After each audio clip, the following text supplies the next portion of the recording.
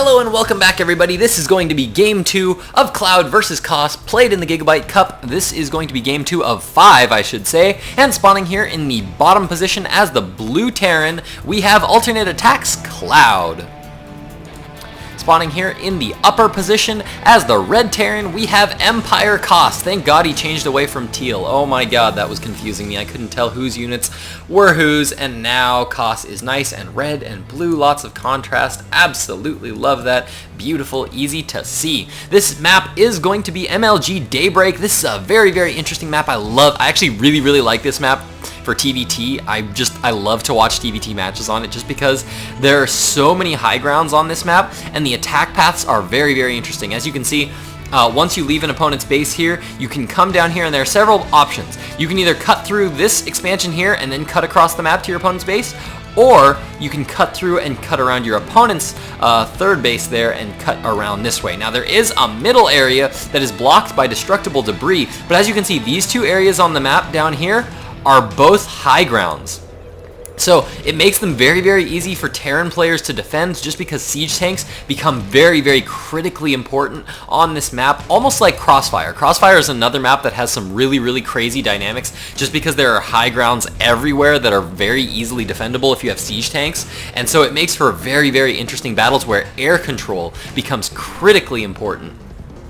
Similarly, this is a very important map also for air control just because there aren't quite as many high grounds as Crossfire, but as you can see there are a good number of them and you do have to cross them if you're going to get across the map until these destructible debris go down. So it can be very, very critical at the beginning of the game to hold air control so that you have sight up onto those high grounds and that whoever just has sight on the high grounds just doesn't own the heck out of you. So let's see what Kos is going to be going for this game. So far in game 1, Kos went for a very, very heavy bio style, went for a fast expansion. I believe it was a 1-Rax expand, though he did have a Reaper. He got a Reaper out in between and just went for that expansion. Cloud, meanwhile, went for very, very fast 1-1-1 build where he got out some bio forces, few bio forces for defenses, but mostly teched quick to a Banshee and a couple of Hellions. Tried to go all in with some Vikings, Banshees, and Hellions. Wasn't able to break the front of Kos. Kos was just sitting on that natural for way too long. Managed to get up a couple of bunkers that saved his butt, and all his Marines were able to stay alive to all the Hellions of Cloud. And Kos pretty much took the game 1 that easily.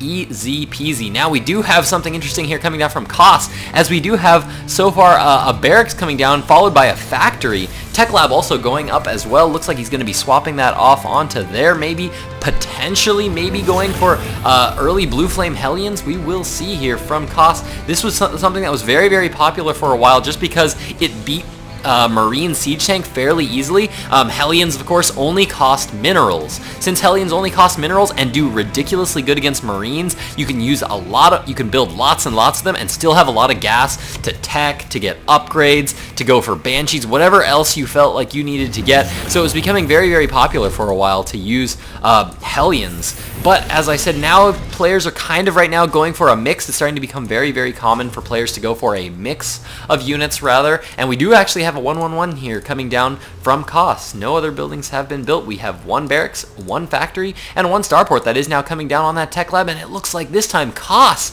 is going to be going for that early Banshee. In game 1 we saw Cloud actually go for that early Banshee. 1 Hellion was produced here. It is poking in at the front trying to pick off some of these Marines. If controlled properly, a Hellion can take out quite a few Marines, but it looks like that Hellion has pretty much had its fair share of damage. It is at 12 hit points right now and now is forced away by this other Hellion of Clouds, which is now moving across the map.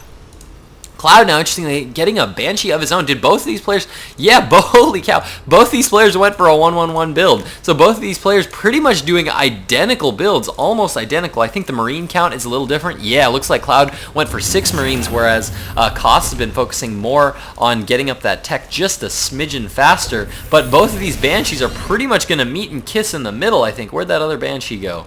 There it is, the Banshee now coming out here for Cloud. I'm actually curious to know what the Harvester count is right now. Looks like Kos is a little bit ahead. I would attribute that to all of the extra Marines that Cloud got at this point. He got a bunch of extra Marines, so he was using a lot of minerals. And did those Banshees actually cross? I'm very curious to know whether those Banshees just saw each other right in the middle. Yep, there they go. Both of those Banshees just passing each other. Hey, Bob. Hey Fred, how's it going? You going to kill SCVs? Yeah, me too. So both these players are absolutely going to know that this attack is coming. Cloud attempting to get a little bit more damage done though. He's got a lot of Marines and a few Hellions coming up here to do this attack as well. And there are no bunkers up here right now at this point in time. But that of course means that Cloud has no defenses to be able to deal with this Banshee right now. Kos getting into the main, starting to get off a lot of worker kills. But now all these Marines are moving it to the front of Kos's base, starting to focus down that supply depot. Once that goes down, they are going to be able to get into the main command center going down for Kos right now. That is exactly not what he needs, but he does have a Viking up, able to pick off that Banshee. In the meantime, looks like the Banshee of his own did finally manage to get picked off here by a Viking that Cloud himself built. And now lots of SCVs being pulled off the line here for Kos, and so much damage being done, so many workers being destroyed here, and oh my god, all those SCVs are so red right now. It is super fall. It is super autumn in SCV land. It is all kinds of reds, oranges, and yellows right there. One Hellion could just get in there and actually roast a ton of those right away. Let's actually check out that workers killed count, because that is going to be critically important at this point in time. Looks like Cloud has managed to kill off 10 of Kos's, while Kos was only able to kill off 8. Not too bad though, considering that Kos is still up in workers, 20 harvesters to 19 right now. Kos already has his other orbital command up, so he's using both orbital commands now to produce SCVs, but Cloud just now starting to mine on his natural expansion. That is going to do him pretty well here. Now, Kos now getting up that Blue Flame Hellion upgrade. Looks like he's going to be committing a little bit more to Blue Flame Hellions this game. He's going to be poking across the map with a couple of Vikings, getting some good scouting information as he moves across the map with a few Hellions. Going to try to get in here, deal some damage. Oh no, a Raven was just made here by Cloud, and will the Raven fall? No, it looks like the Raven actually got saved there. Nice little pullback there. Nice reaction there by Cloud throwing down that auto turret. These Ravens are extremely expensive. As you can see, these Ravens cost 100 minerals, but 200 gas. That is a lot of resources there for one unit, and if you lose one of those, that is definitely a big loss at this point in the game. This early in the game, losing 200 gas is actually a ridiculous amount of gas. Definitely don't want to be doing that. Now it looks like Kos, now that he has scouted that his opponent's base is down, I think he did scout it, right? He saw the Banshee, or the bunker. That's pretty much proof enough that there's a command center hiding behind there, and there's not just a bunker just sitting out in the middle of the map. And so Kos has managed to throw down his own orbital command at his natural expansion. Now just starting to get some workers going right now. Looks like he's going to be just trying to maintain a little bit of map control here with these. Oh no, we actually have a drop coming down here for Kos. Medevac is going to be loading up these units here, and we do have a Viking now. Some Vikings now moving in. These Vikings actually do really, really well against Hellions because these Vikings are armored, and so these Hellions don't do much damage at all to them. But in the meantime, oh my goodness, we do have a big drop here coming down for Kos. Is Cloud gonna scout it?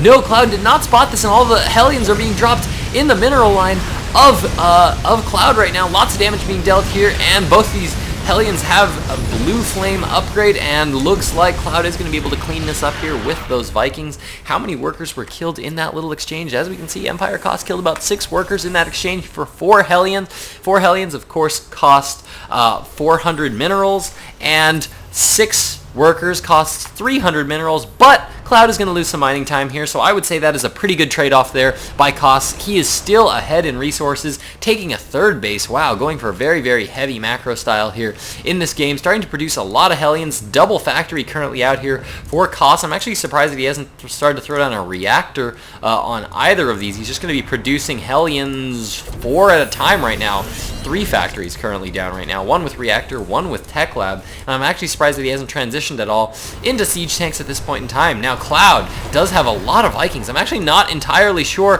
why he's got up so many Vikings. This is actually a ton of Vikings to have across the map. He's going to be completely dominant in air control, but he really doesn't have much in the way of ground forces at this point in time. Going to start to build up those siege tanks. He does have 3 factories of his own down right now, 2 of them with tech labs, 1 with reactor on it, and he's going to start to produce siege tanks. As we can see on the protection tab, siege tanks and Hellions going to be the name of the game here for Cloud. Now that Cloud just has that superior air control, he's just going to park all of his Vikings right over this starport, so every unit that pops out of the starport is basically just going to be instantly killed here. There we go. Now our Marine's going to come in, and he is going to settle this, but woo, auto turret dropped. Looks like he's going to be able to pick off that Marine. The Marine goes down, and these Vikings are about to pop out, and yes, they are just going to be instantly taken down there by Cloud there. So this is a nice little bit of control here. In the meantime, there's a big big group of Blue Flame Hellions now moving in to the base of Cloud. Looks like they're going to try to come in and pick it off. I'm not sure about this decision to start attacking over there. I really think he should have just gone straight for the mineral line. He decided to stay and fight that bunker. Definitely not the best choice. All the Vikings being landed right now in the base of Kos, and Cloud now taking out a lot of SCVs. All these SCVs are still really low and weak, and oh my god, he's now lifting up these Vikings, which are now going to be maybe picked off. No, looks like Cloud is going to be able to take all these Vikings out, and yeah, looks like Cloud is going to maintain air control in the little base here. Whoa, holy cow, we do have a Thor now coming out here for Kos. +1 vehicle weapons is currently on the way as well. Vikings currently being produced as well. Wow, we're seeing some very, very interesting mixtures here from both of these players here. As from Cloud, we're kind of seeing this mass Viking mech style play, which is very, very interesting to see here, as he's going for Hellions, Siege Tanks, and Vikings. While from Kas, we're seeing Thors, we're seeing Hellions, we're seeing Vikings. This is just such an interesting mix here from Kos. Kos has been, despite having been up workers for most of the game, he's actually not doing the greatest right now. And all the forces of Cloud are now coming in here. This is a lot of Blue Flame Hellions to have to deal with. Is Kos going to be able to deal with this? Kos being forced to pull a lot of workers off the line right now to start attacking. Yes, they are attacking now, and he's losing a ton of workers. This is going to be so bad here for Kos, I think, because I don't think he's quite prepared to deal with this, and all these Hellions are going to break the front line of Kos. Kos now at 50 food to the 85 food of Cloud, and I think Cloud might actually have this game won. Whoa, nice pick off there by those Hellions all being taken down, and it looks like the remainder of these forces are going to be taken out by SCVs here, but I think the damage has been done. If we check out the Harvester count right now, we can see that Kos is down 32 to 50. He just expanded, whereas his opponent, this is a classic example of an opponent going for more army while you go for more economy. This more economy would have paid off in late game,